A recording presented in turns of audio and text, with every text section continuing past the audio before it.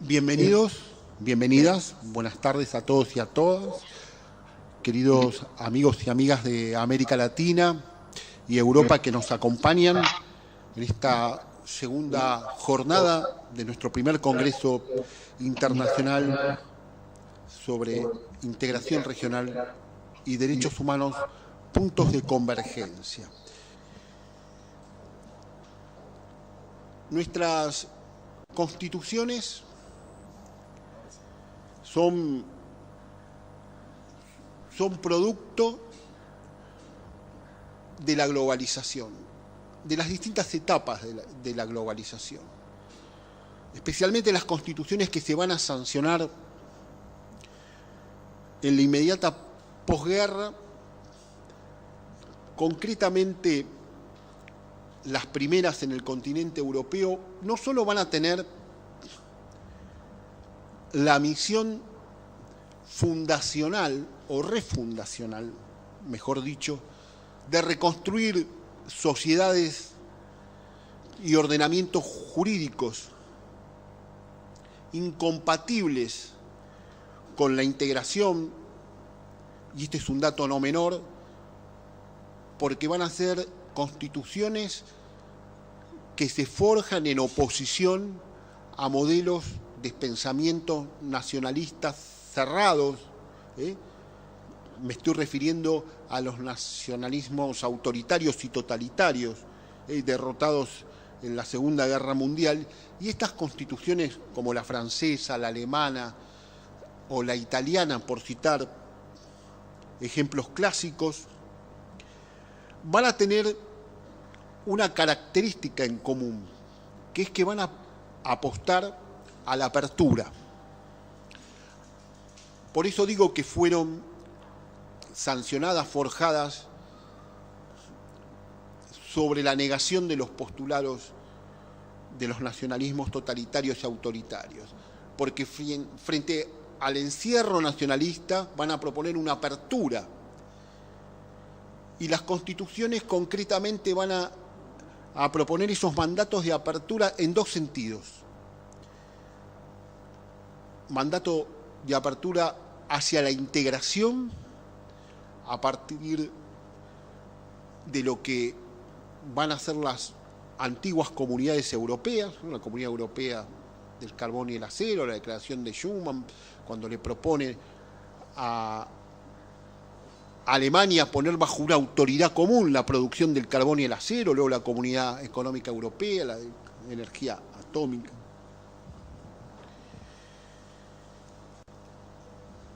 Esta apertura va a tener una particularidad que va a cambiar el escenario jurídico, y sobre eso nos vas a hablar luego, José María, que van a desarrollar el germen de la supranacionalidad. Un nuevo fenómeno jurídico, un actor central del escenario jurídico actual. Para entender las limitaciones a la soberanía de los países que integran la actual Unión Europea, los 27 estados que integran la Unión Europea, cómo entender una moneda común en 19 de esos 27 estados, símbolo clásico de la soberanía. Bueno, hay que entender cómo se desarrolla la supranacionalidad. Y aprovecho que está presente entre nosotros mi maestro, Carlos Francisco Molina del Pozo. Un abrazo grande, querido maestro. Él es un defensor de la autonomía del derecho de la Unión Europea, precisamente fundada en esa atribución de competencias que hacen los estados. Atención a este dato. Los estados se desprenden de competencias que pasan a administrar en común las instituciones de la integración. La otra apertura es hacia los sistemas internacionales de protección en materia de derechos humanos. Luego de la Declaración Universal, Europa ya venía madurando la idea de generar una corte regional que se va a concretar en la entonces Corte Europea de Derechos Humanos, con sede en Estrasburgo, y se va a materializar en el Convenio de Roma de 1950. Es importante el Convenio Europeo de Derechos Humanos porque va a ser en ese convenio y en la estructura que surge de ese convenio, comisión, corte, que nuestro sistema interamericano, nuestra Convención sobre derechos humanos, la Convención Americana se va a inspirar. Actualmente poco queda en Europa de ese modelo, ya que existe un megatribunal dividido en salas, gran sala, de acuerdo, en distintas formaciones. Entonces tenemos dos aperturas claras, hacia la integración a partir de los derechos y hacia la integración económica. Este fenómeno, lejos de circunscribirse en el ámbito europeo, de manera descendente se va a replicar prácticamente en todo el mundo. Si uno se toma el trabajo, hay sitios especializados donde encuentran los textos, tomando al inglés, por ejemplo, como lengua franca. Si uno se toma el trabajo de leer, la mayoría de los textos del mundo contienen distintas fórmulas de apertura. Nosotros las clasificamos como fórmulas de atribución de competencias y fórmulas puentes, es decir, que conectan el sistema de fuente con los sistemas internacionales de protección en materia de derechos humanos. Y América Latina no ha sido ajena a estas corrientes. La mayoría, prácticamente, de nuestros estados contemplan la posibilidad de ser parte, de hecho la Argentina lo contempla en su inciso 24 del artículo 75, de ser parte de un proceso de integración supranacional, que por cierto, si algo no es el Mercosur, no es un proceso supranacional, es todo lo contrario, un proceso intergubernamental, ¿verdad? Es otra cosa, pero bueno, ya vamos a hablar de eso.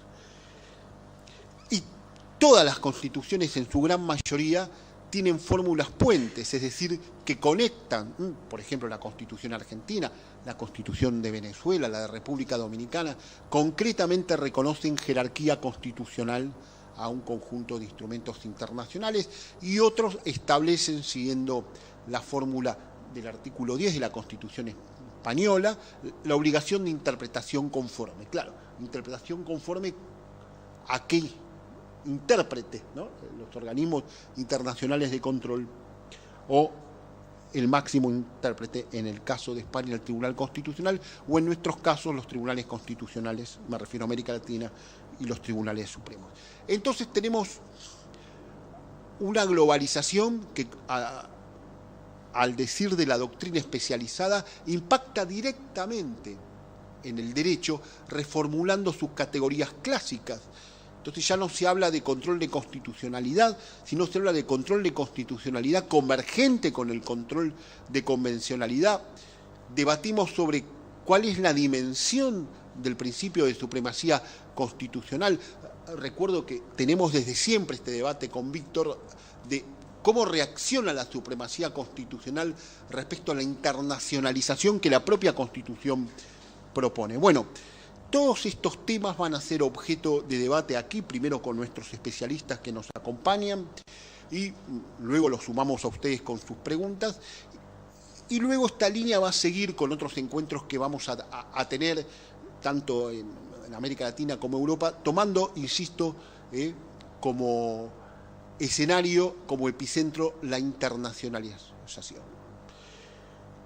Sin más preámbulos, le voy a hacer la palabra a José María, que nos va, como les decía, a describir la influencia de un proceso de integración supranacional en la constitución de los Estados miembros de la Unión Europea. José María. La realidad contemporánea ofrece un testimonio elocuente de cómo en un mundo globalizado el Estado nacional se ha visto sobrepasado en múltiples ámbitos de actuación. Lo hemos visto con la crisis sanitaria, la pandemia, lo hemos visto con la crisis económica que ha suscitado, o ahora lo estamos viendo con la crisis migratoria que Europa sufre, particularmente en relación al advenimiento de 5,5 millones de ucranianos que han tenido que abandonar su país como consecuencia de la invasión rusa. Y ha habido que gestionar una realidad no prevista, canalizar esa gestión y dar una atención conforme a la dignidad de esas personas que huyen de una situación terrible. Es evidente que hoy los gobiernos no son capaces por sí mismos, se sienten muy limitados para afrontar problemas económicos y financieros o los referidos a la defensa, a la energía, al medio ambiente, al cambio climático, a la gestión de los flujos migratorios, a la lucha contra el crimen, la organización de las redes de tráfico y comunicación, cuanto afecta a la preservación del medio ambiente. Y, por tanto, el Estado Nacional, al que estamos tan habituados, que surgió de la Paz de Westfalia, de las revoluciones norteamericana y francesa, que es el hábitat natural de la sociedad industrial y que es la instancia reguladora de sus conflictos, y que en el pasado se veía como el marco en donde se tenían que desarrollar las constituciones y las instituciones liberal-democráticas, hoy se ha tornado crecientemente incapaz de dar respuesta y solución a esos problemas. De ahí la necesidad de construir nuevas fórmulas, nuevas formas jurídico-políticas de alcance mayor, que superen al mismo y que sean capaces de dar respuesta a estos desafíos contemporáneos. Por eso, habida cuenta de esa debilitación del Estado Nacional y de la capacidad que tiene para subvenir a esas nuevas necesidades en un mundo integrado y globalizado, es por lo que debemos cuestionar la subsistencia quizá de las fronteras. Esas fronteras que antes nos delimitaban también y que hoy han caído porque los problemas las trascienden. Cualquier problema de importancia real va más allá del Estado y no tiene solución sino en un ámbito supraestatal. No obstante esa pérdida significativa de eficiencia de que adolece el Estado, de capacidad para resolver por sí mismo los problemas, lo cierto es que tampoco es fácil sustituir al Estado Nacional por un paradigma nuevo, por un paradigma alternativo, que sea ampliamente aceptado. No en vano, muchos de los contenidos normativos que el Estado ha asumido y que están asociados al ordenamiento constitucional parecen seguir siendo patrimonio exclusivo suyo. Es evidente que las instituciones liberal-democráticas solo tienen acogida en el Estado Nacional y una sociedad plural y abierta solo es garantizada hoy en el mundo en él. Por tanto, la garantía del derecho, de la libertad personal, el predominio de la voluntad popular, la justicia social, han sido conquistas del Estado constitucional. Y esa circunstancia hace que exista un recelo ilustrado, más que justificado, cuando se plantean alternativas a ese modelo. Y, por tanto, aun cuando el Estado ciertamente ha perdido el control de su territorio, aun cuando ha perdido el monopolio del ejercicio del poder inherente a su soberanía, lo cierto es que la alternativa que se nos presenta ha de ser construida sin dejar a un lado lo que aquel significó, es decir, los valores y principios propios del constitucionalismo. A pesar de esa obsolescencia del Estado Nacional, es evidente que ningún problema que hoy acaece es resoluble en clave nacional, es decir, en clave estatal. Lo hemos visto con la pandemia, lo vemos con la gestión de los flujos migratorios. Cualquier crisis financiera requiere respuestas mancomunadas e integradas y, por tanto, un Estado no puede funcionar o actuar de espalda a lo que hace su vecino. Luego, esta es una exigencia, no es una voluntad, es decir, es algo que viene impuesto por el desarrollo del mundo contemporáneo. Hoy asistimos a unas transformaciones en el mundo que solo son comparables, creo, a las que se produjeron cuando del antiguo régimen se transitó al nuevo.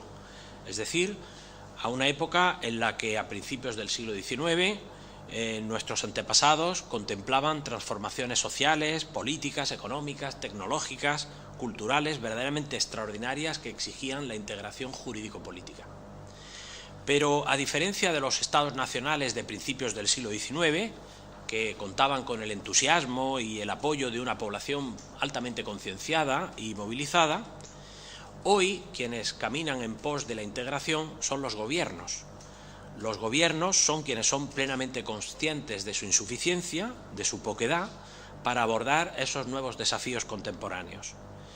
No hay más que echar un vistazo a la exigua participación que se produce, por ejemplo, en las elecciones al Parlamento Europeo, para compararlas con las que se producen en las elecciones parlamentarias en los Estados miembros de la Unión Europea, para darnos cuenta de que los argumentos a favor de Europa, como realidad integrada, hablan hoy a las cabezas, mientras que las posiciones que son partidarias de mantener esa realidad de la identidad nacional estatal parecen hablar aún a los corazones.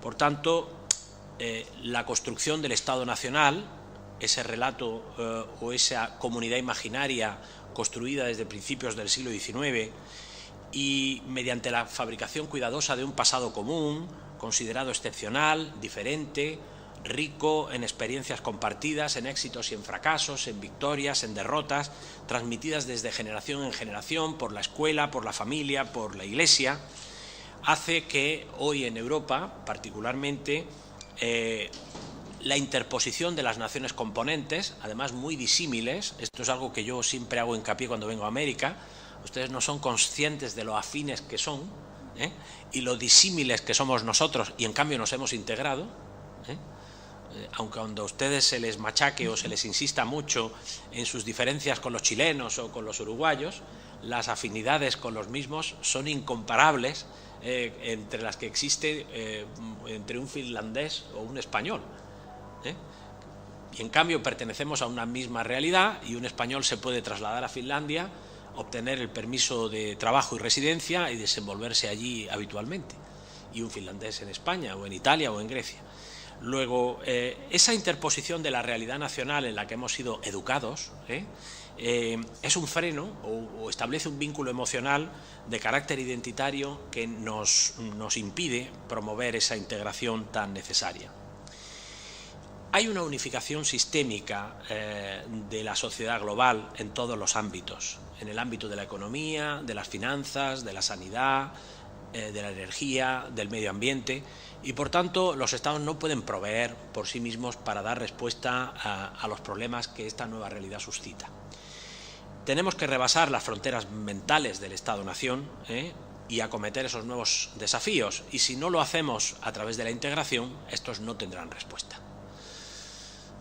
Aun cuando aquí estemos en un país de dimensiones casi continentales, para un europeo, lo cierto es que los problemas de Argentina probablemente no sean resolubles en clave argentina. Y probablemente con una integración supranacional esos problemas podrían ser atendidos de una manera más eficaz y digna. La Unión Europea, por tanto, es la primera realidad supra o postestatal exitosa del mundo. Pero sin ser un modelo, es una realidad que yo no quiero poner como modelo de nadie. Cada parte del mundo tiene que seguir su derrotero o su deriva propia. Lo cierto es que ha tenido éxito, es decir, los 27 estados que componen hoy la Unión Europea han creado una unión cada vez más estrecha entre los pueblos de Europa, como dice el preámbulo del Tratado de la Unión Europea. Y por tanto, lo que era una asociación voluntaria de estados se ha convertido también en una unión de pueblos que comparten su realidad cotidiana. En un almuerzo reciente que hemos tenido en el Senado hablábamos de las ventajas de la Unión Europea para evitar aventurerismos de gobiernos extremos que pueden verse tentados de adoptar políticas perniciosas con el tiempo. La transferencia de competencias a la Unión Europea, la determinación de la existencia de políticas comunes y armonizadas frena cualquier tentación de promover actuaciones de ese calibre. Por tanto, Europa es una asociación voluntaria de estados de los que recibe sus atribuciones. Hoy es una realidad que trasciende al derecho internacional y que posee naturaleza materialmente constitucional. Tiene una doble realidad, una doble legitimidad, una legitimidad tanto estatal o internacional como democrática, y es, como digo, una comunidad de pueblos y de estados que tiene elementos organizativos tanto confederales como federales. Europa produce derecho, un derecho a través de sus instituciones de gobierno, que son instituciones legitimadas democráticamente, compone un derecho que se impone a través de la primacía y el efecto directo, tiene o contiene un ordenamiento jurídico diferenciado del de los Estados miembros y es una realidad palpable. Claro, el problema, y vuelvo al comienzo, es el siguiente.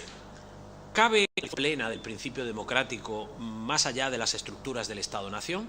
O sea, sabemos que el Estado constitucional es el que ha hecho posible el Estado de Derecho, la separación de poderes, la garantía de las libertades y la legitimación democrática del poder público, capaz de autodeterminarse.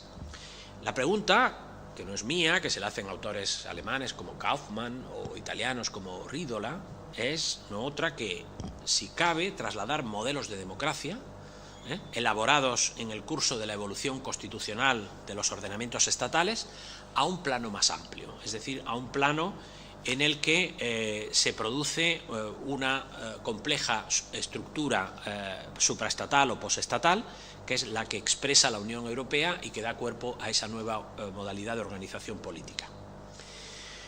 La mundialización, y eso es lo que explica la necesidad y el éxito de la Unión Europea, y lo ha demostrado a través de las dos últimas crisis que Europa ha sufrido y que ha sufrido el mundo. Una, muy bien conocida, es la crisis causada por la pandemia del COVID. La gestión y resolución de esa crisis sanitaria pues se ha gestionado desde una instancia centralizada.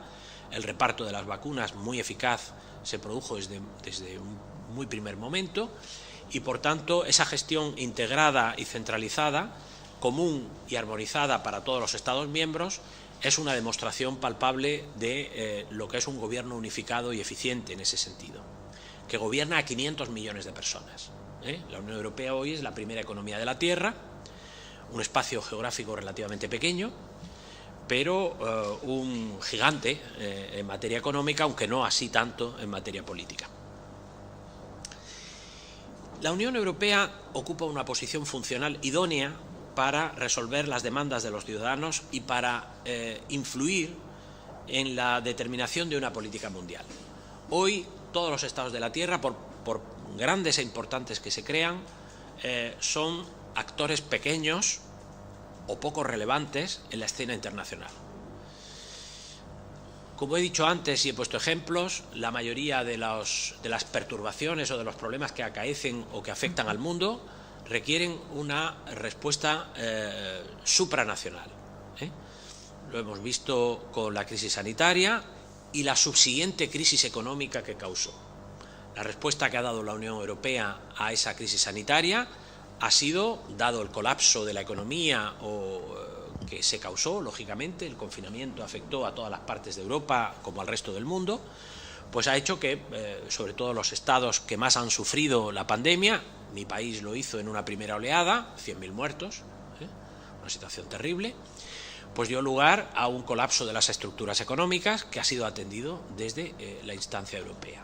Los EU Next Generations, los fondos de recuperación y resiliencia, son una respuesta y una expresión de solidaridad para la recuperación económica. Fondos que reactivan la economía y que diseñan una serie de objetivos de transformación de las estructuras económicas muy loables. En concreto, mi país se beneficia de 140.000 millones de euros, a fondo perdido, el 60% de ellos, no son préstamos, sino que son entregas no reembolsables para la reactivación económica. Un programa de solidaridad de ese calibre solo se puede afrontar desde una estructura supranacional, que es consciente de que recuperar la economía de un país tan afectado por la misma, como han sido prácticamente todos los europeos, pero particularmente los que tenían estructuras sanitarias más debilitadas, requería una asistencia desde fuera. Europa ha mutualizado la deuda, ha emitido bonos, se ha endeudado, ha federalizado o mutualizado esa deuda, y de esa manera ha dado un enorme salto adelante a favor de comunitarizar problemas que no se pueden percibir como problemas de unos ni de otros. La pandemia no es un problema de los italianos, ni un problema de los belgas o de los españoles, es un problema mundial, y las consecuencias económicas de la pandemia se han hecho sentir en todo el mundo. Luego, la toma de conciencia acerca de que hay que reactivar la economía sobre bases sólidas y saneadas ha puesto de manifiesto la utilidad del proyecto europeo como ejemplo de integración supranacional. La respuesta a estos problemas requiere integración, pero no cualquier integración. Esta sería una clave que yo quisiera transmitirles. El contenido normativo asociado y conquistado trabajosamente por el Estado constitucional no se puede dilapidar. Es decir, la conquista del Estado de Derecho, la conquista de la garantía de los derechos y las libertades personales, la separación y el control de los poderes, los mecanismos democráticos de toma de decisiones no pueden ser abandonados para construir una realidad de carácter internacional decidida en dimensión intergubernamental. Las decisiones intergubernamentales son limitadamente democráticas. Quien ha decidido ayudar a Ucrania ha sido el Consejo de Ministros de la Unión Europea. Mismo Consejo de Ministros de la Unión Europea que decidió no ayudar a los refugiados sirios en 2015. Si la norma previera un mecanismo automático de activación cuando se pudiera cuantificar un flujo migratorio masivo, no quedaría el albur de los gobiernos adoptar decisiones tan cuestionables, tan selectivas y tan discriminatorias. Luego queda mucho por avanzar en ese sentido, pero lo que sí me interesa insistir es en que esa nueva realidad de integración supranacional tiene que ser democrática y tiene que estar fundada en los valores y principios del Estado de Derecho. No podemos retroceder, tenemos que sumar y adaptar a esa nueva realidad lo que ya conquistamos en el pasado. Esto es muy importante. Y hay muchas reformas que realizar. Europa ha avanzado mucho para dejar de ser una mera organización de derecho internacional y convertirse en una realidad de derecho constitucional. Aún estamos en transición o en una etapa intermedia, porque todavía las decisiones más relevantes las adoptan organizaciones intergubernamentales, como el Consejo Europeo o el Consejo de Ministros de la Unión Europea. Cuando el Parlamento Europeo se convierta en el centro legitimador del sistema y habilite un gobierno digno de ese nombre y unificado que pueda legítimamente adoptar decisiones, cuando exista un espacio europeo público digno de ese nombre, cuando existan partidos políticos europeos dignos de ese nombre, podrá afrontarse con más garantías esta realidad. Luego queda mucho por hacer. No quiero yo loar para nada la situación presente, que está llena de luces y de sombras, pero también es cierto que en la adversidad, o en las últimas adversidades que a Europa han golpeado, se ha producido un salto adelante cualitativo hasta hace muy poco impensable. Que Europa dispusiera fondos para ayudar a quien más lo necesita, ya sea porque es migrante o ya sea porque está en un país atacado fuertemente por la crisis económica, es algo absolutamente impensable sin la pandemia y sin la guerra de Ucrania. Luego, en medio de la desgracia, Europa ha dado un salto cualitativo adelante. La transformación energética y la transformación tecnológica también está siendo posible gracias a estas dos realidades tan lamentables y adversas. No quiero extenderme más, simplemente trasladar estas pequeñas ideas a ustedes, a la reflexión de los mismos, para concienciarnos acerca de esta realidad y seguir avanzando. Muchas gracias. Referirme a algunos aspectos sobre globalización y constitución. En mérito a varios años que tienen que ver con el análisis y el estudio de estas temáticas, y como me decía mi maestro siempre, no solamente hay que leer, sino también hay que pensar. Pensar aquello que se lee, pensar aquello que se estudia, pensar aquello que se comparte en estos ámbitos académicos. Hablar sobre la globalización, luego de lo que ha expuesto el profesor Porras Ramírez, excede, digamos, y quizás no quitaría tiempo, que no quiero quitar tiempo a Carlos. Creo que el fenómeno globalizador o de la globalización, los distintos enfoques que presenta como un fenómeno multicausal ha sido debidamente explicado y es por todos nosotros conocido. Sí, me animo a señalar como tres momentos, tomando algunos autores, tres momentos que me han parecido interesante analizar para vincular globalización con los fenómenos constitucionales o los fenómenos institucionales. Un primer momento, como dicen algunos autores, desde la caída de Napoleón en 1815 hasta la Primera Guerra Mundial. Un segundo momento que corre fundamentalmente desde el fin de la Primera Guerra Mundial hasta el crack de 1929 en Estados Unidos y el nacimiento de la Liga de las Naciones. Y un tercer momento que va desde finales de la Segunda Guerra Mundial, con la creación de las Naciones Unidas, hasta aproximadamente el año 2014-2015. Estos momentos son precedidos en algunos casos, o finalizados en otros, en términos obviamente históricos, por movimientos que son fundamentalmente antiglobalizadores. Me refiero en el primer caso a la propia Primera Guerra Mundial, que detiene el modelo europeo, el concierto del modelo del sistema europeo. En el segundo caso, en el segundo momento, lo que fue el crack de 1929 de Estados Unidos, pero también la Guerra Civil Española, el nacimiento del nacionalsocialismo de Hitler y el advenimiento de la Segunda Guerra Mundial, que detienen este otro momento globalizador al que me refería anteriormente. Y del 2015 en adelante, algunos elementos, por supuesto que podríamos explayarnos más, como la guerra comercial entre Estados Unidos y la China, como el advenimiento del gobierno de Donald Trump en Estados Unidos, como el Brexit. Estos últimos tres escenarios que estoy planteando son los que podemos llamar momentos, hechos históricos, hitos, momentos antiglobalizadores. ¿Qué podemos vincular entre estos momentos y estos hitos con el fenómeno constitucional, el fenómeno institucional?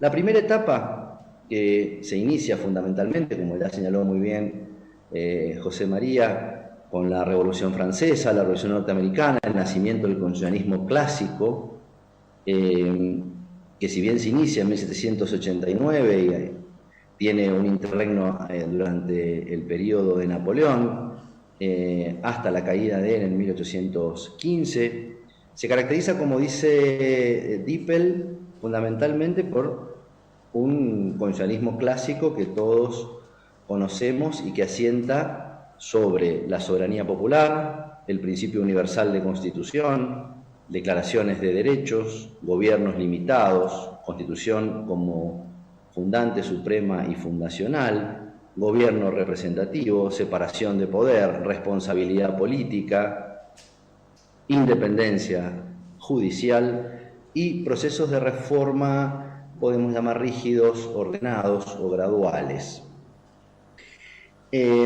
La consolidación de este momento del constitucionalismo clásico bajo de estos paradigmas desde el punto de vista, y esto lo señalo habitualmente cuando debatimos estos temas, desde una visión occidental, nos muestra claramente este momento que corre entre 1815 y la Primera Guerra Mundial como un momento que podemos decir desde el punto de vista institucional, constitucional, globalizador.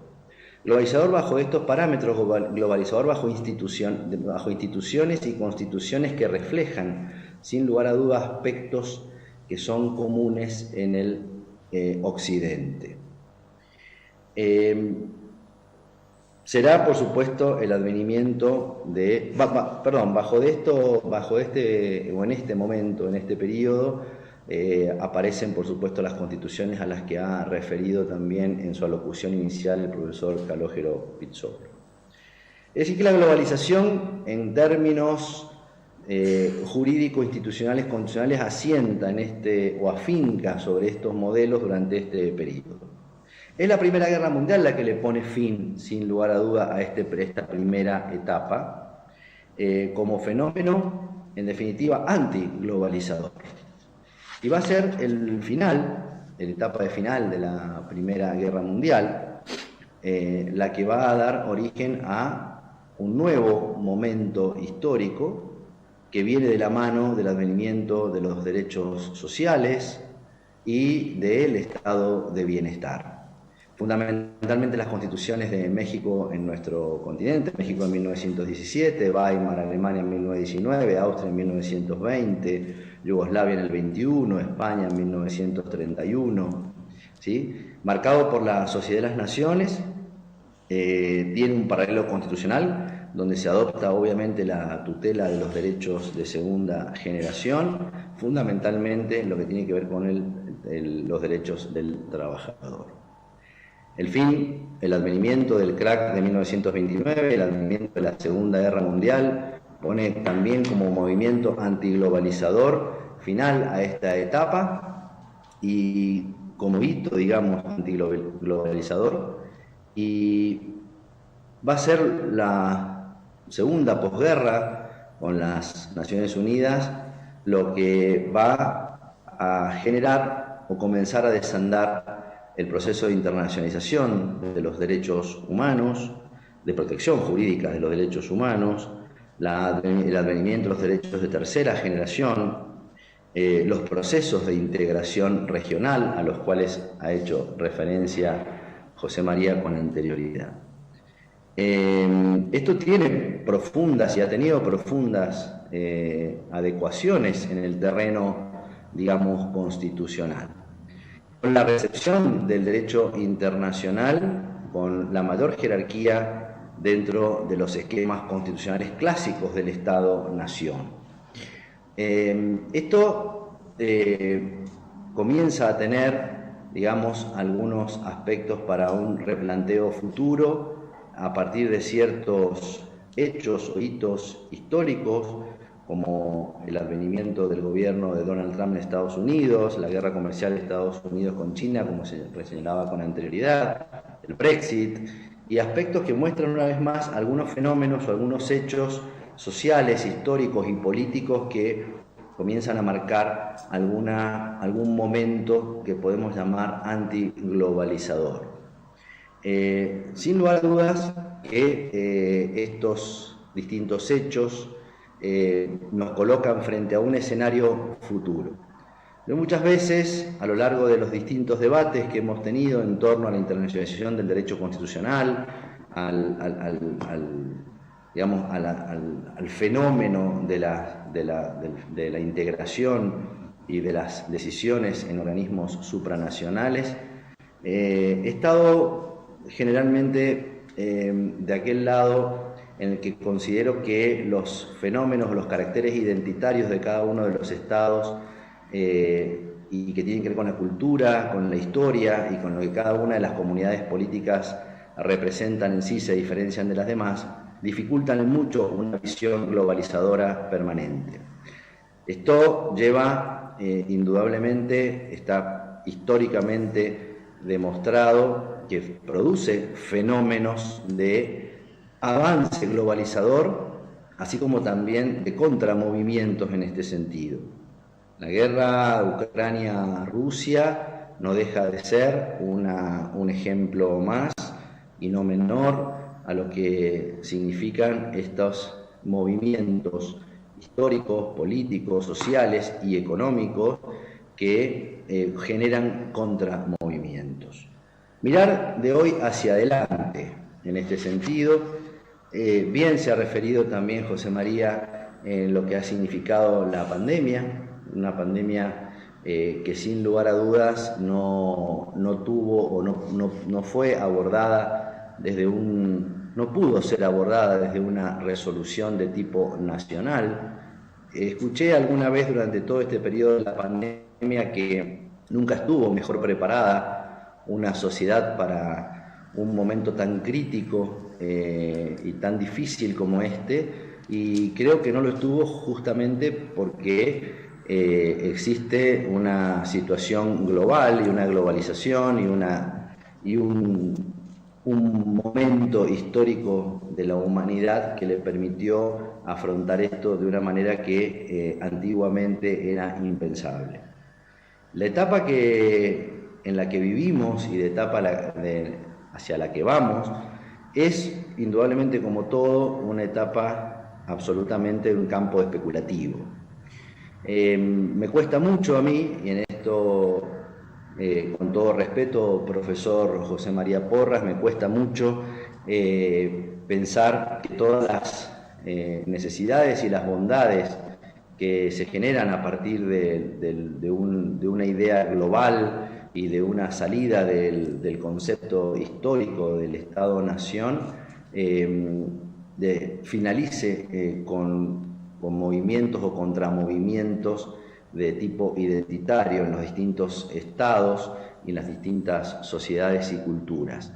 Yo creo que la historia sigue siendo aquel aspecto que atraviesa sin lugar a duda las normas y la realidad.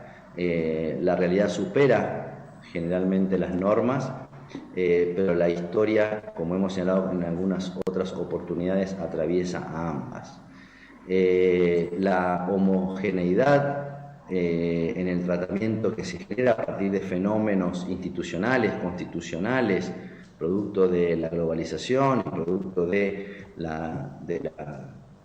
advenimiento de fenómenos como la Comunidad Económica Europea o lo que hoy significa la Comunidad Económica Europea, ¿sí? No dejan de tener como contramovimiento fenómenos identitarios propios, típicos de sociedades que respetan y siguen manteniendo aspectos propios que no pueden ser tratados homogéneamente por distintos tribunales o o la aparición, digamos, de autoridades supranacionales.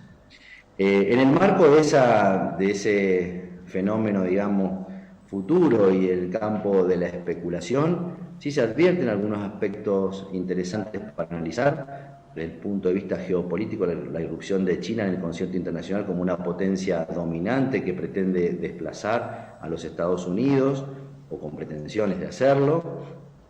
Una, como bien ha señalado el profesor Porras Ramírez, una mayor importancia creciente y decisiva importancia estratégica de Europa ante cualesquier escenario, tanto de tipo económico como escenarios de toda naturaleza.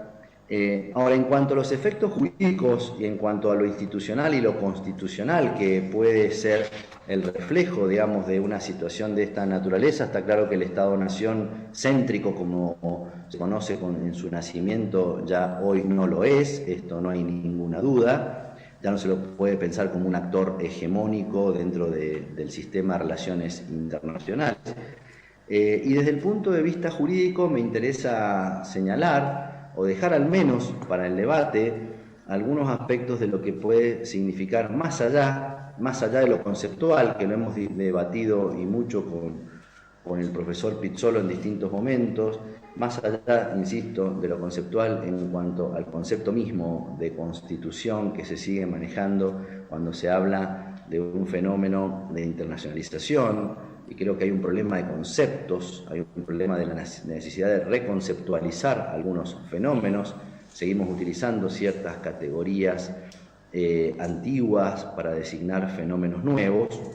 Creo que sí hay algo interesante para analizar, o al menos lo planteo como algo interesante para analizar hacia el debate que se puede dar en el marco de este panel, y que tiene que ver con que las normas en general, las normas de tipo internacional, el fenómeno de la globalización, el fenómeno de integración, nos va distanciando y nos va colocando lejos del concepto antiguo de norma hacia el concepto de estándar. Conceptos de principios generales, dando paso a la necesidad de un fenómeno importante que tiene que ver con la interpretación.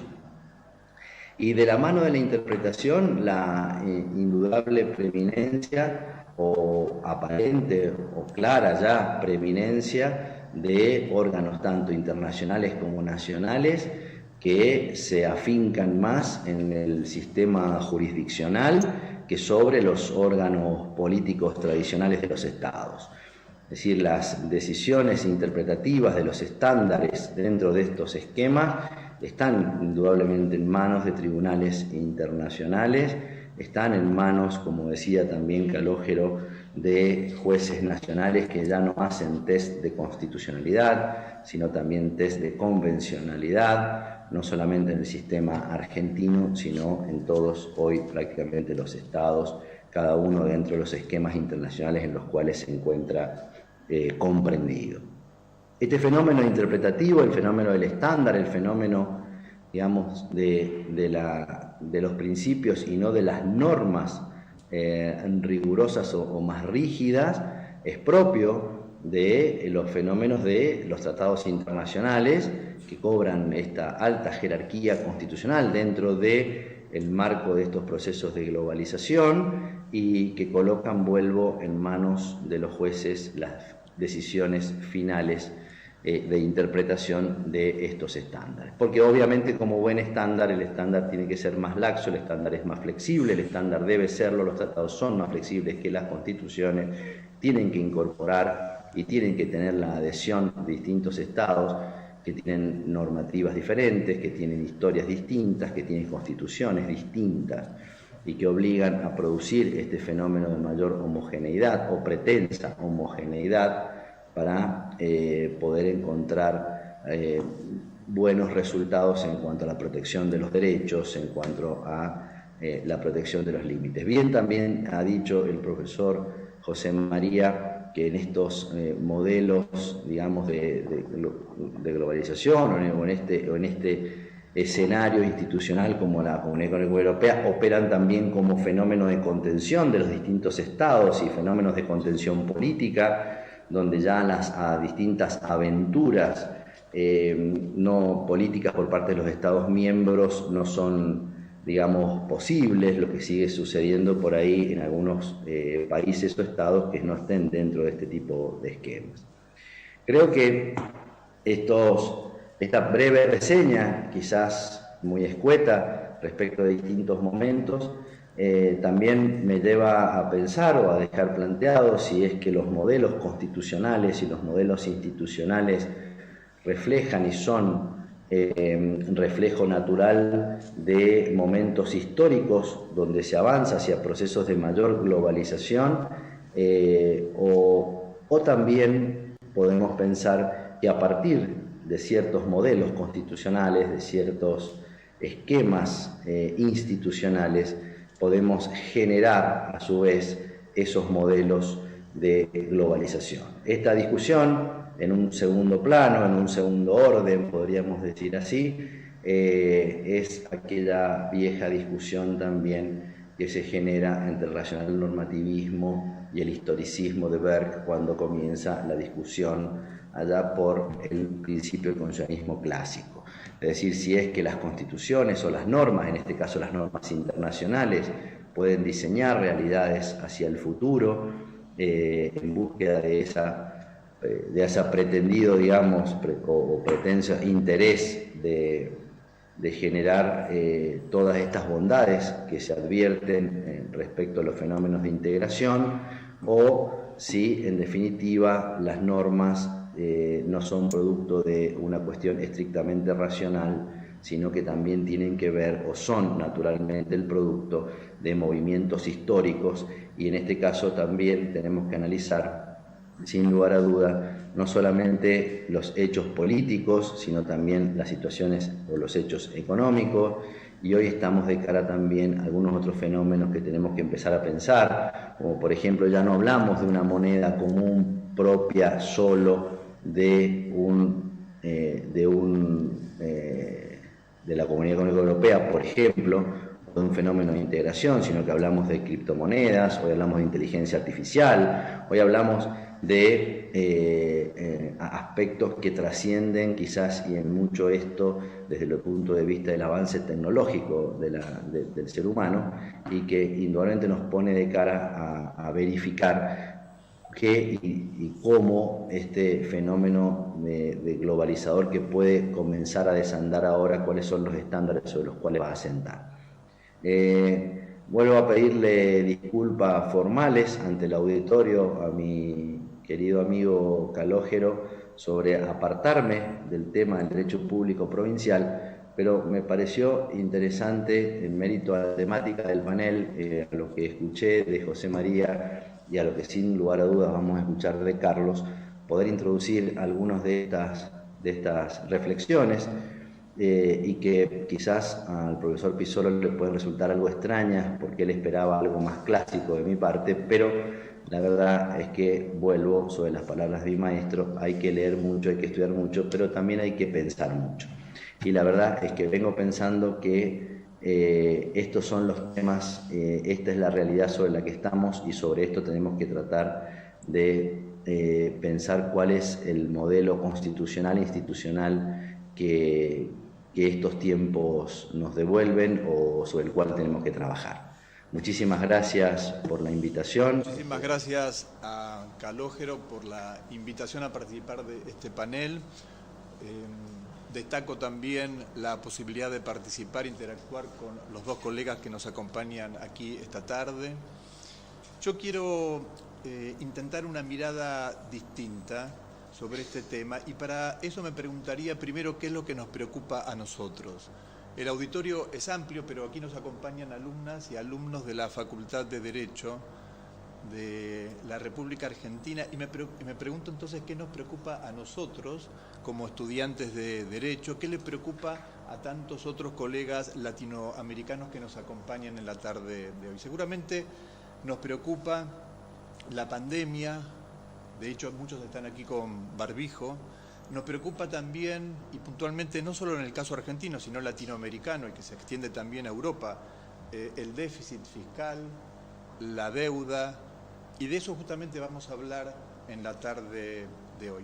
Quiero iniciar con varias ideas que expuso el colega que nos acompaña, que lo hizo con mucha claridad. ¿De qué nos habló? Primero, de la crisis de la modernidad. La modernidad es un periodo histórico y una de las características más importantes, como todos sabemos, del periodo propio de la modernidad es la creación del Estado-Nación, de lo cual él habló. Y luego nos dijo que en este periodo histórico llamado de la posmodernidad existe una crisis del Estado-Nación. Habló también de la afinidad latinoamericana y la no afinidad entre los países europeos y que a pesar de ello en Europa se creó un sistema comunitario integrado por los distintos países no afines y que en Latinoamérica aún no hemos creado ese foro de integración. Y habló en tercer lugar de los derechos humanos, de los principios del Estado liberal como la división de poderes, porque lo que él planteó claramente es que a partir de la crisis del Estado-Nación, del Estado argentino, del Estado uruguayo, de cualquier otro Estado, es necesario ir a otro modelo distinto y que en ese modelo, él citó como ejemplo el caso europeo, tienen que preservarse ciertos valores como los derechos humanos o la división de poderes. Y luego detalló con suma claridad cómo se resolvió este punto en el derecho europeo y en términos políticos a través de la Comunidad Europea. La pregunta es cómo se resolvió en Latinoamérica y cómo resolvemos nosotros este conflicto en Latinoamérica. Primer punto, lo negamos. Seguimos estudiando la Constitución, la división de poderes, y lo cierto es que no se resuelve a través del Congreso argentino, ni aplicando la Constitución argentina, o la Constitución boliviana, o la Constitución colombiana. Se resuelve de otro modo. Y lo que cabría preguntarse también, siguiendo las enseñanzas del colega, es si ese modo de resolución respeta o no los principios del Estado liberal como la protección de los derechos humanos o la división de poderes. En otras palabras, ¿cómo se resolvió la pandemia en la Argentina? ¿Cómo se resuelve el déficit fiscal y los problemas económicos en la Argentina? Hacia eso apuntamos justamente. Una respuesta posible, pero yo creo que incompleta, es sostener que eso se resuelve a través del Estado Nacional. Eso no es cierto, como vamos a ver más adelante. Otra respuesta que podemos construir es que se resuelve a través del sistema del Mercosur. Y como explicó el doctor Calogero antes, eso es claramente insuficiente en términos de construcción de una institución global capaz de diseñar y ejecutar políticas públicas. Eso no es el Mercosur. Pero podríamos detenernos en otro capítulo que estudiamos aquí en la Facultad de Derecho, como es el Sistema Interamericano de Derechos Humanos.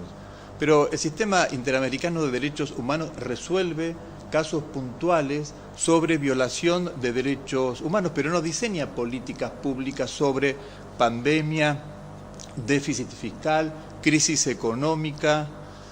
Y entonces vamos a mencionar distintos ejemplos para luego concluir cómo se resuelven estos problemas en cada uno de estos países latinoamericanos, afines, como dijo el profesor, pero incapaces de construir una respuesta global ante un desafío global.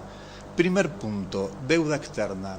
Una de las cuestiones más críticas en la Argentina, y esto lo leemos en los diarios, en los periódicos de todos los días, es la deuda externa y el debate entre el oficialismo y la oposición sobre quién contrajo mayor deuda externa o deuda bajo ley nacional o ley extranjera.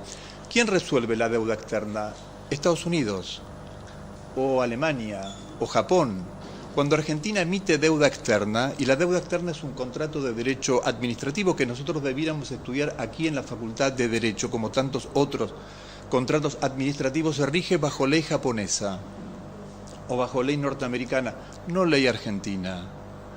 Y por tanto, cuando se suscita un conflicto entre los tenedores de la deuda y el Estado argentino, porque Argentina no cumple con sus obligaciones en el contexto de contrato de deuda externa, quien va a resolver ese conflicto no es el juez argentino, sino el juez japonés, el juez alemán o el juez norteamericano, pero además con la peculiaridad que ese juez no va a aplicar derecho argentino, la Constitución argentina que nosotros repetimos en estas aulas como si fuese un texto sagrado, va a aplicar la Constitución norteamericana o la Constitución japonesa. Y va a razonar como razona un juez alemán o un juez japonés, no un juez argentino. Entonces, ¿cómo se resuelve? No se resuelve a través de un sistema de integración y con respeto de principios básicos, sino con delegación de potestad legislativa del Estado argentino en terceros estados. No es el Congreso argentino el que define la política pública en términos de deuda externa, sino que es el Estado norteamericano o el Estado español o el Estado italiano. Obviamente que eso es posible porque el propio Estado argentino a través del Congreso delega ese poder. Pero en definitiva, quien hace la regla no es el Estado argentino, insisto, sino es el Estado extranjero. Y estamos hablando de miles y miles de millones de dólares y eso va a impactar cómo nosotros en nuestro país protegemos los derechos individuales y más aún los derechos sociales. Si queremos referirnos a los derechos sociales, no lo podemos hacer escindido de cómo se definen las políticas públicas y a partir de qué principios se definen y ejecutan dichas políticas públicas.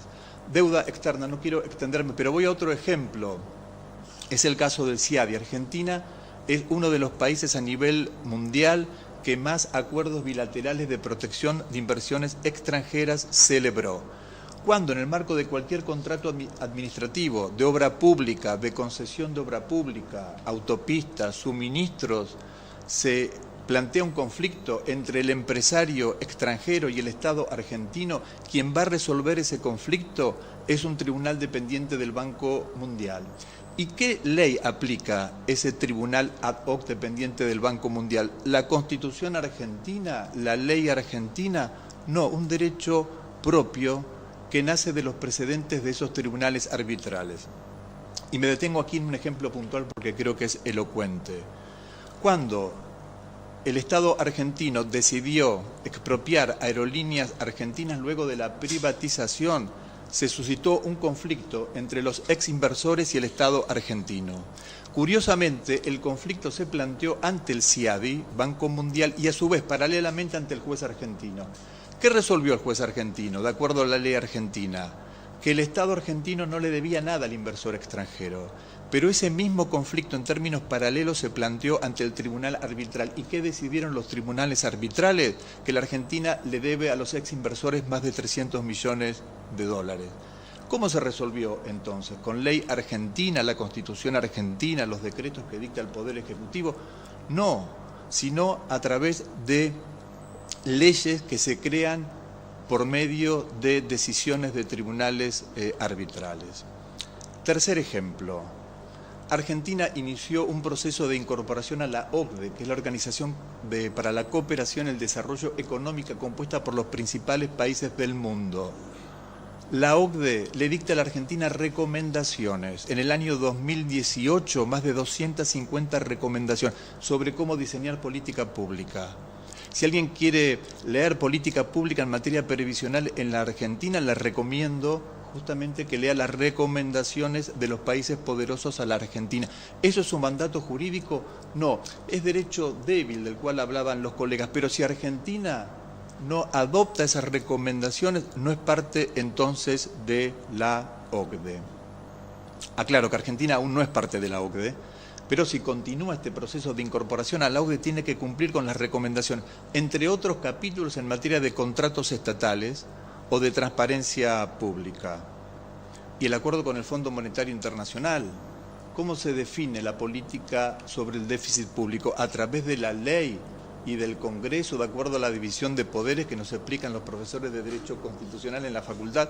No, a través de las directivas del Fondo Monetario Internacional.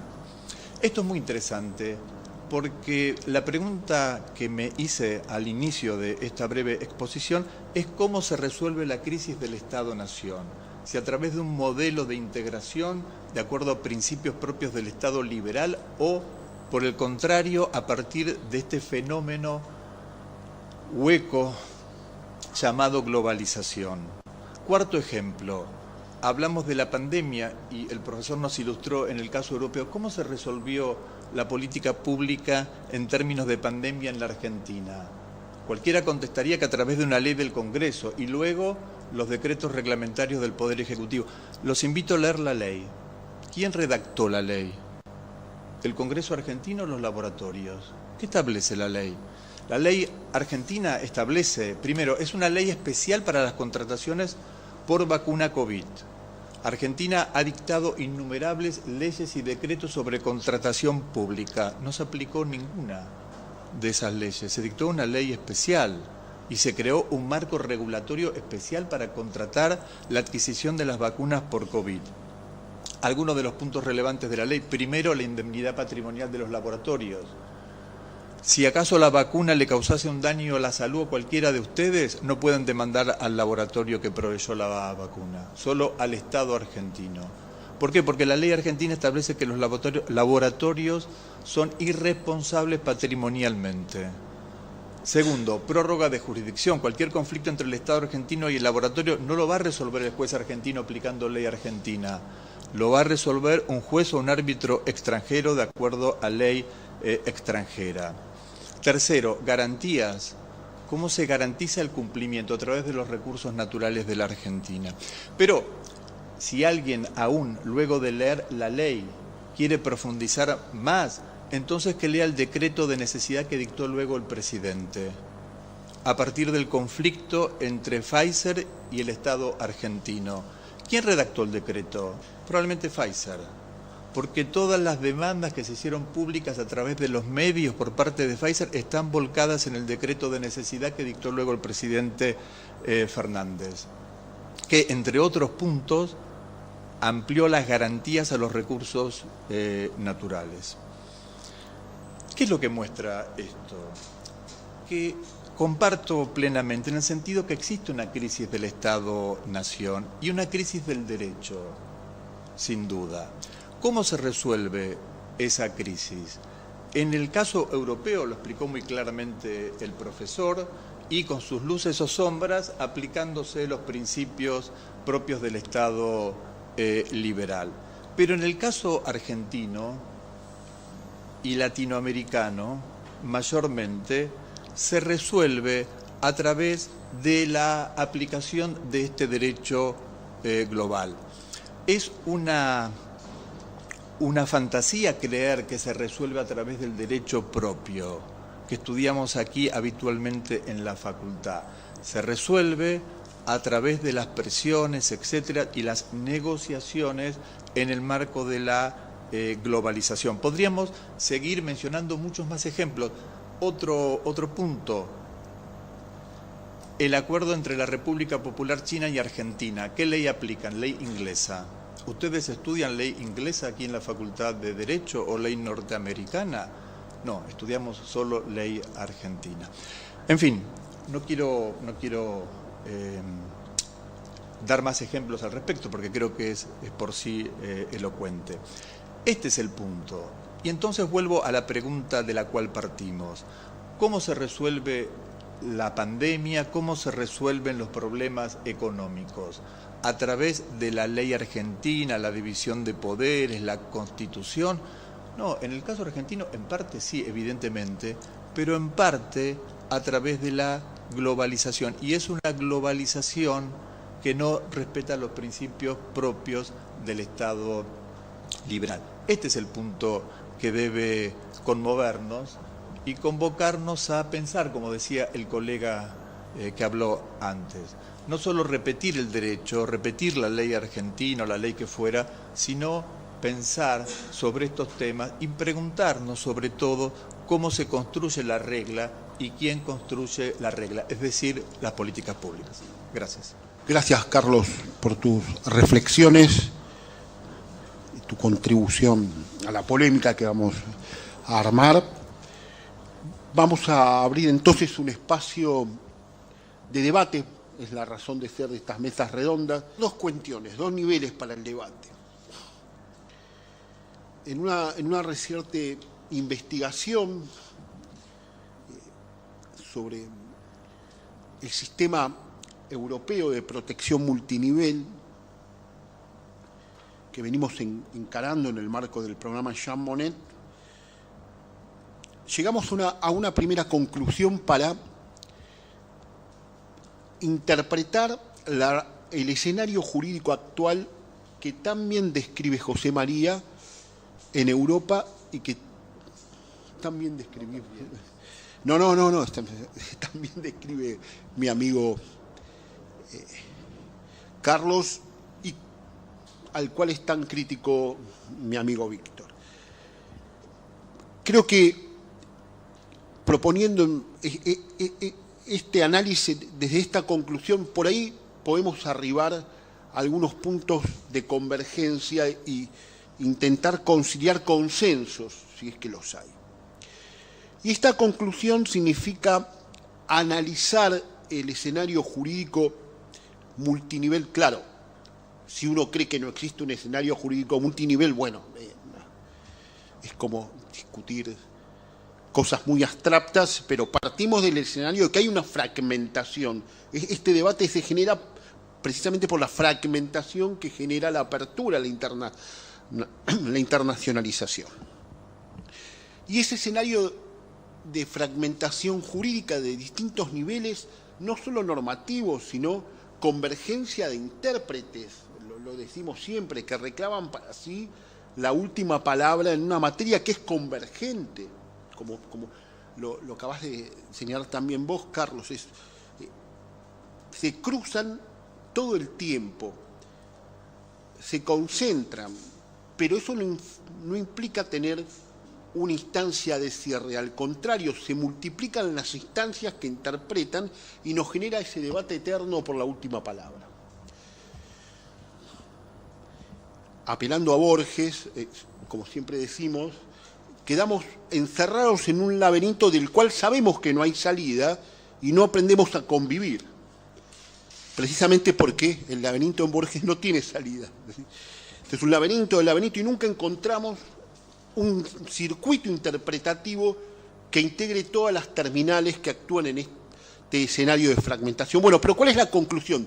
La conclusión precisamente es que estamos frente a una tensión entre identidades constitucionales, no entre constituciones, porque si no es muy abstracto, entre identidades constitucionales. Eso significa desarrollo, gracias a usted, significa desarrollos de principios, de valores, a partir de quienes tienen la competencia local o internacional para interpretar normas convergentes en cuanto a su contenido. Por ejemplo, la Unión Europea tiene una constitución, bueno, si lo hemos discutido, hemos dedicado horas, domingos de nuestra vida, ambas márgenes del Atlántico, para discutir si la Unión Europea tiene o no tiene una constitución. Bueno, la verdad, nadie lo sabe. Lo que sí podemos asegurar es que tiene una identidad constitucional, lo vimos ayer, firme, que se traduce en una comunidad de valores. Ayer algo dijimos, ¿no? El artículo 2, el Estado de Derecho. Y en principios que hacen del derecho de la Unión Europea una especie, nosotros los argentinos lo sabemos bien porque vivimos en un Estado federal, los amigos de México o Brasil también lo van a entender, de Venezuela, también viven en estados federales con matices, pero estados federales al fin. Tenemos un derecho cuasi federal, un fenómeno único, irrepetible quizás, donde los estados se van desprendiendo de competencias e instituciones supranacionales, van generando un nivel decisional, un nivel de decisión multinivel, donde el Estado ya por sí mismo no decide, debe consensuar el Gran Ducado de Luxemburgo, la isla de Malta, y debe consensuar la República Federal de Alemania y Francia con el Gran Ducado de Luxemburgo y Malta, o Chipre. O sea, esa es la integración europea, donde ya el más fuerte sugiere, pero lo impone, ¿no? Pero esa identidad constitucional se ha construido de manera progresiva, algunos dicen regresiva, sobre las identidades constitucionales nacionales. Por eso la tensión tan fuerte entre los tribunales constitucionales, sobre todo el Tribunal Constitucional Federal Alemán, que encabeza la resistencia, y el Tribunal de Justicia de la Unión Europea. Y es una tensión muy fuerte que ha llevado, por ejemplo, a la construcción de una identidad constitucional ya no dialoguista, porque en el fondo uno critica pero dialoga.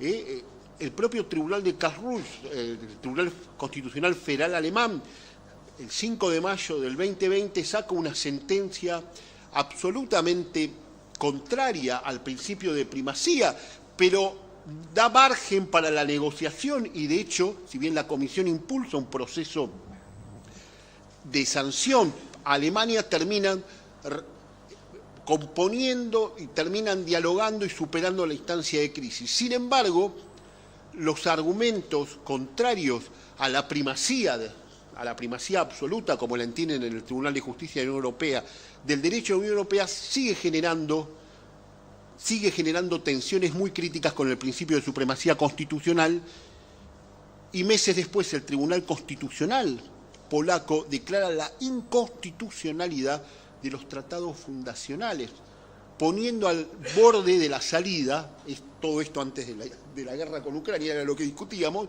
a Polonia, porque es no reconocer esa comunidad de valores. Quedó en suspenso qué va a pasar con eso.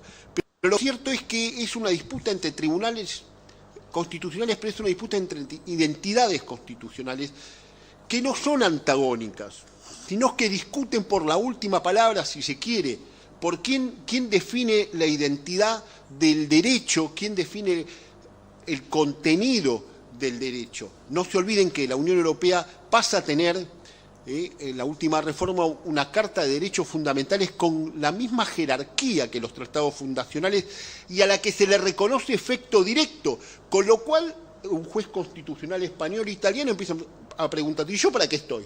Si no estoy para defender los derechos en mi Constitución.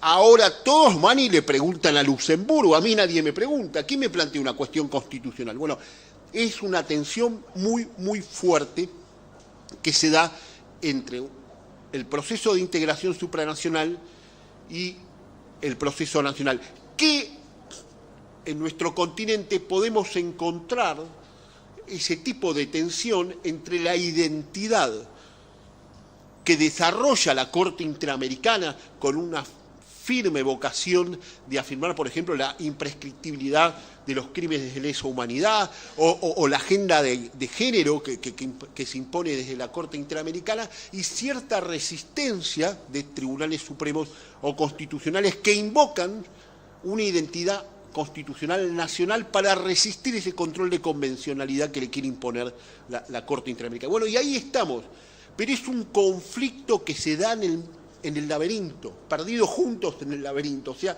es un conflicto que permite el diálogo y a partir del diálogo se logran los consensos dialógicos. ¿Cuál es la deriva, cuál es el peligro de esta tensión? Que la construcción de una identidad constitucional deje de ser dialoguista para ser rupturista. Cuando uno directamente ataca los fundamentos del proceso de integración al que pertenece, directamente está planteando una ruptura con ese proceso. Y ahí tenemos un límite. Por eso es importante mantener el diálogo. Esto en el ámbito, si se quiere, del debate entre los procesos de integración supranacional y los procesos de integración a partir de los derechos que se dan la interacción dentro de los sistemas internacionales de protección de derechos humanos. Y el otro costado, para tomar un poco lo que decía mi amigo Carlos y en parte Víctor, tenemos la necesaria, ineludible internacionalización del Estado como parte de una comunidad globalizada.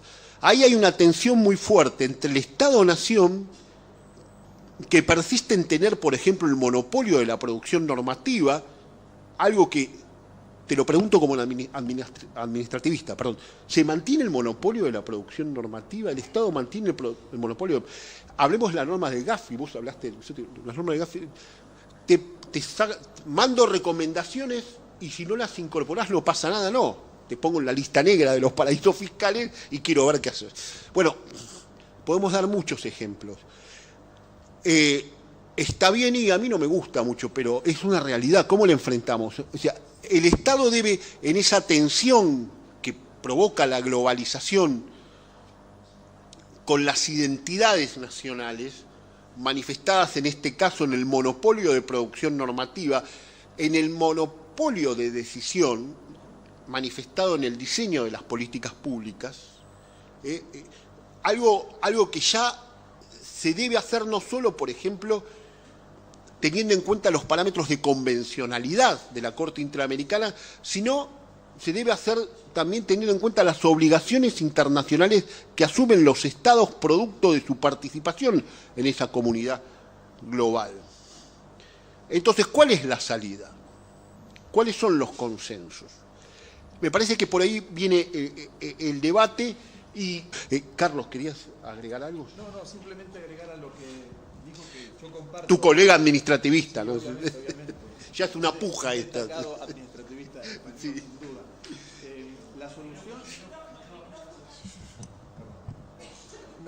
La solución es la integración. Y un ejemplo que citó José María antes que me pareció muy interesante es cómo se resolvió en Europa o en Argentina, cualquiera de los países latinoamericanos por sí mismos, la compra de las vacunas. Él dio el ejemplo de cómo, al menos en un primer periodo en Europa, toda la comunidad negoció con los laboratorios. Aquí negociamos cada uno de los países individualmente. Y sin duda, Europa negoció mucho mejor que la Argentina, Bolivia, Chile, Paraguay. La pregunta también es, y a partir de la observación que hizo José María, es por qué, dada la afinidad cultural latinoamericana, no existe una comunidad capaz de definir políticas públicas, aplicar política pública y eventualmente resolver conflictos. Porque este es un último aspecto, ¿quién resuelve el conflicto? ¿Quién interpreta la ley y resuelve el conflicto? Pero hay una cuestión previa, aún más relevante, que es quién define la ley, quién define la política pública.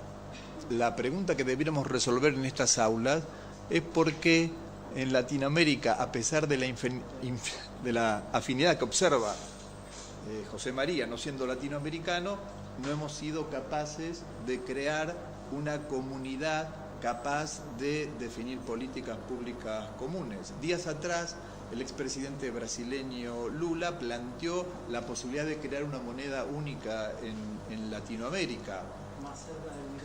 Una moneda única en Latinoamérica. Si es razonable, no lo sé, pero no ese es el punto, sino justamente que la resolución, como decía el colega español, es a través de la integración que debe respetar los principios que decía José María, porque ¿cómo se resuelve?